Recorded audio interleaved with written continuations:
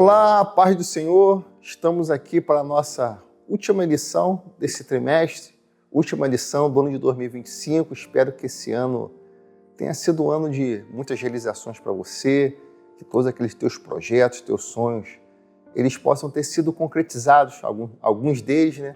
Se nem todos você conseguiu realizar, se você ainda está passando por, vamos dizer, momentos difíceis nesse ano de 2025, saiba que Deus não esqueceu de você, Deus está olhando para a sua vida e que esse ano qual está se apresentando, 2026, seja o ano que você venha conseguir fazer muitas realizações e que as bênçãos do Senhor venham estar constantemente sobre a sua vida.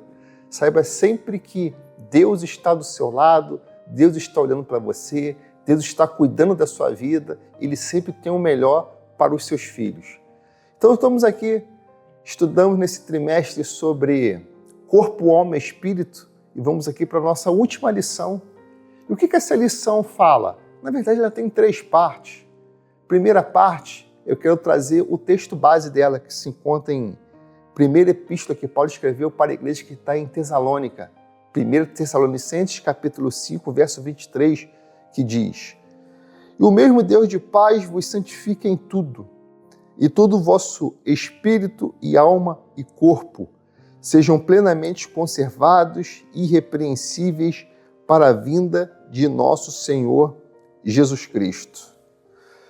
O apóstolo Paulo, no final dessa carta, ele começa a falar sobre a volta de Jesus Cristo, começa a trazer aspectos escatológicos para essa carta, sobre as coisas do fim, sobre o final dos tempos, sobre a vida de Jesus Cristo. E nessa parte aqui, ele traz recomendações para os irmãos que estão na igreja de Tessalônica, recomendações essas morais, espirituais. E um dos textos preferidos pelos assembleanos, é esse versículo 23, porque ele aqui traz aquela concepção, daquela formação do homem sendo corpo, alma e espírito. Foi o que nós estudamos na lição desse trimestre. Ele aqui fala sobre, vamos dizer, o processo, o momento de santificação do ser humano. E ele fala sobre a vinda de Jesus Cristo, um momento escatológico. E a lição de hoje está dividida em 3 partes. Primeira parte, a importância de saber sobre a vinda de Jesus Cristo.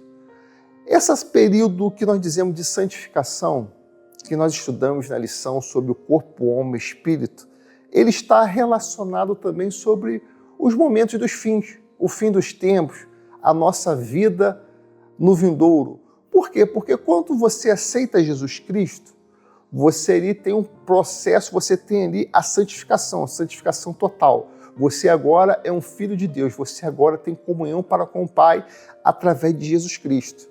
Mas também existe o processo de santificação. Quando você vai a Cristo, você tem a santificação total. Você agora é um filho de Deus e tem acesso diretamente ao Pai. Mas também há um outro aspecto que também você não deve ignorar, que é você viver em santificação. Você viver um processo, um período, esse progresso de santificação. Agora, como filho de Deus, você deve andar para uma pessoa que está em comunhão com Deus. Como Deus é um Deus santo, um Deus poderoso, um Deus eterno, um Deus que ele é totalmente puro, você, para ter comunhão com Ele, você vai também andar em santificação. Você vai ser uma pessoa que vai o quê? Preservar o seu corpo, preservar a sua alma, porque agora você vai estar voltado para as coisas celestiais. Esse é um tópico importante nessa lição.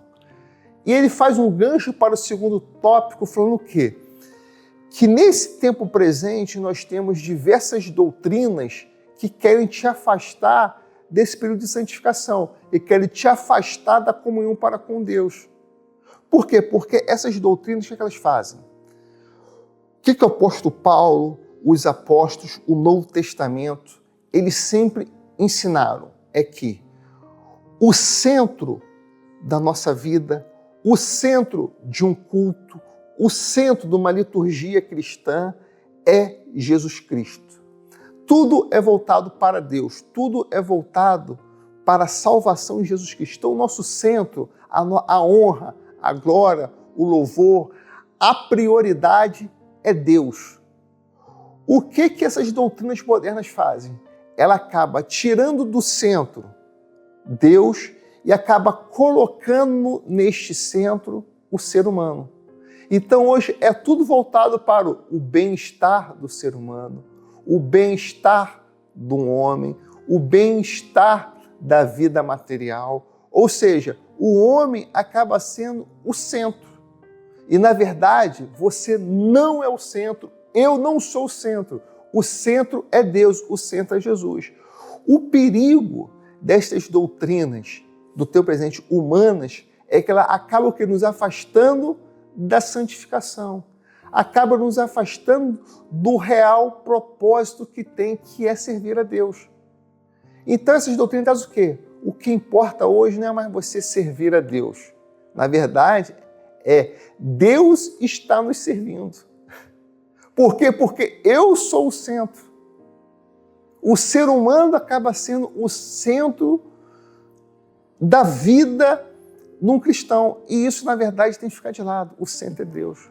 Você faz um processo de educação para você adorar a Deus, para você estar em comunhão com Ele. Como exemplo que nós podemos citar? Nós podemos citar o seguinte, é que o homem hoje, ele tem que viver não para adorar a Deus. Ele não tem que estar não aos cultos para se render à mão poderosa de Deus, para se humilhar diante de Deus. Não, ele tem que estar no culto porque ele está sempre em busca de uma bênção material para a vida dele. Ele vai estar no culto porque, como ele diz que ele serve a Deus, que ele é filho de Deus, então ele tem que ter uma vida como se fosse um príncipe nessa terra. Como tudo nessa terra tem que ser voltado para com ele. E, na verdade, isso vai de encontro à palavra de Deus. Isso vai de encontro aos princípios estabelecidos no Novo Testamento, onde nós vemos irmãos aqui que não alcançaram as bênçãos materiais, mas eles alcançaram a glória eterna porque eles foram servos fiéis a Deus.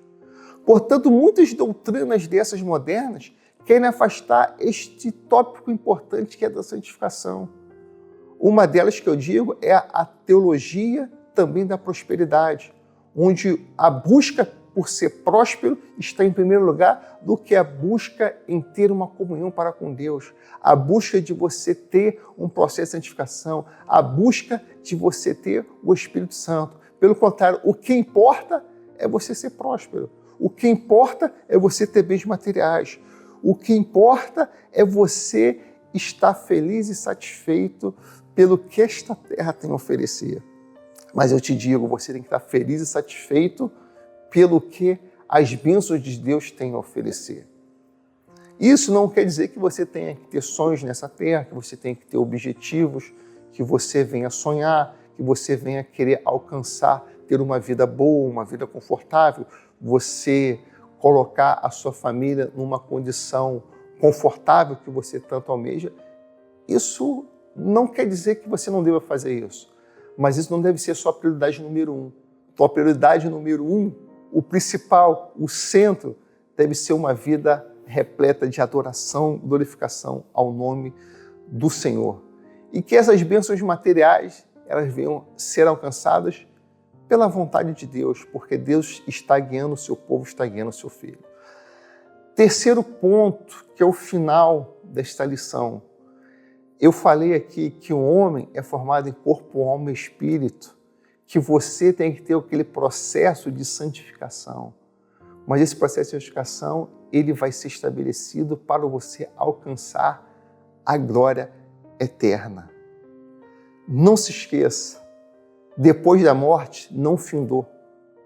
Há uma esperança maior, há uma esperança muito grande, que é nós estarmos com o Senhor.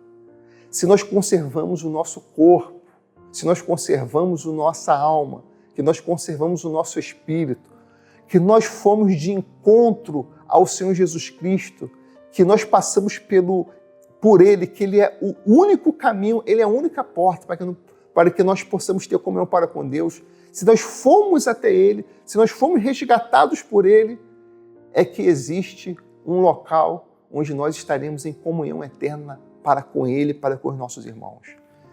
Então, não basta apenas nessa vida, há uma vida vindoura, há um céu para aqueles que professam a fé em Jesus Cristo. Então, o teu corpo, a tua alma, o teu espírito, ele vai ser preservado para que você vai ter um encontro com Cristo Jesus.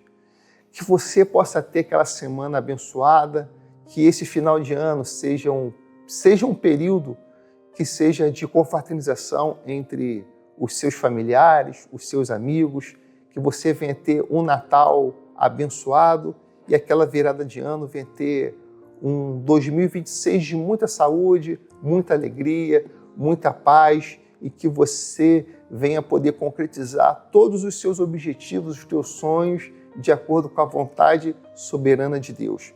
Que Deus te abençoe, um forte abraço, tudo de bom sempre.